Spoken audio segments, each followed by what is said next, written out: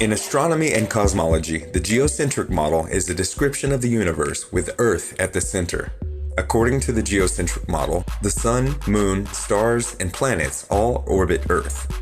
This was the predominant understanding of the cosmos in many ancient civilizations. In the 4th century BC, Greek philosophers Aristotle and Plato were public figures who were known as proponents of geocentrism. The astronomical predictions of the geocentric model by Claudius Ptolemy, developed around 100 AD, served as the basis for preparing astronomical charts for over 1500 years, holding prominence as the consensus until the late 16th century. It wasn't until then that the heliocentric models of Copernicus, Galileo, and Kepler gradually began to supersede the commonly accepted cosmology of antiquity. There was much resistance to the transition between these two theories, recorded all the way into the 1900s, re-emerging again in recent decades. But over 2,000 years ago, when geocentrism was widely understood as fact, inventors created tools and instruments based on their observations of the heavens. These devices were used for an astounding variety of purposes, with the common denominator being they were all developed and functioned contingent upon all the celestial bodies revolving around the Earth.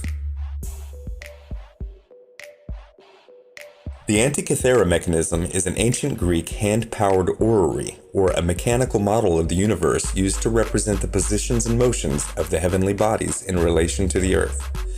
Known by some scholars as the world's first analog computer, the oldest known Antikythera is dated by archaeologists to as early as 150 BC.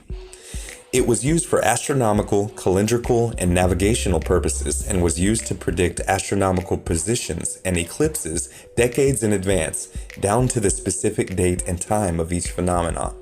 This complex piece of engineering, consisting of 30 bronze gears connected to dials and pointers, even depicts the retrograde motions of the 5 planets recognized by ancient Greek cosmology. Almost all of the mechanism's gear wheels could fit within a space only 25 millimeters deep, and had separate hands for the Sun, Moon, and each of the 5 planets. A rotating ball showed the phase of the moon, and dials on the back acted as a calendar, showing the time of lunar and solar eclipses. Inscriptions explained which stars rose and set on any particular date. Michael Edmonds, a Cardiff University emeritus professor of astrophysics, wrote in the Journal of Contemporary Physics, "Even though at the time the Greeks were aware of the possibility of a sun-centered view of our solar system, the Antikythera mechanism was still firmly geocentric in all its models." An early astrolabe was invented in the Hellenistic civilization by Apollonius of Perga between 220 and 150 BC. This astronomical instrument was a handheld model of the universe used before the development of the sextant. When you have an astrolabe, when you understand an astrolabe, you've got the universe in the palm of your hand. Its various functions make it an elaborate analog device capable of multiple astronomical calculations. The astrolabe is able to measure the altitude of a celestial body above the horizon, day or night. It can be used to identify stars or planets. It can tell you when the sun will rise. It can triangulate the latitude of your location given local time, or vice versa to determine the time of day. Astrolabes can even measure the height of a building as a surveying tool. In classical antiquity, the Islamic Golden Age, and the European Middle Ages, astrolabes were popular for all of these purposes.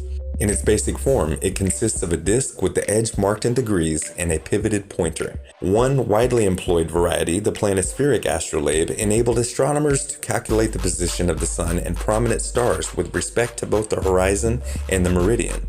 This was accomplished by aligning the astrolabe perpendicular to the horizon. Popularized in the 1700s, the sextant is a navigational instrument, so named because of its graduated arc encompassing 1/6 of a circle, or 60 degrees. It uses a mounted telescope and mirrors for measuring the angular distances between objects. By calculating the angle between the level horizon and at least 3 celestial bodies, a user could determine their position according to latitude and longitude. This kind of celestial navigation is dependent upon the fixed order of the stars in what modern astronomy calls the celestial sphere. The Encyclopedia Britannica defines the celestial sphere as the apparent surface of the heavens on which the stars seem to be fixed for the purpose of establishing coordinate systems to mark the positions of heavenly bodies. A planisphere is a star chart and analog computing instrument in the form of two adjustable disks that rotate on a common pivot. The rear disk has a map of the unchanging constellations printed on it, while the front has an oval window or horizon overlay which determines what part of the sky is visible at a time you choose. It can be adjusted to display the visible stars for any time and date and can assist in learning how to recognize the stars and constellations. You're watching Uncommon Ground. I'm Wes Blaze. God bless.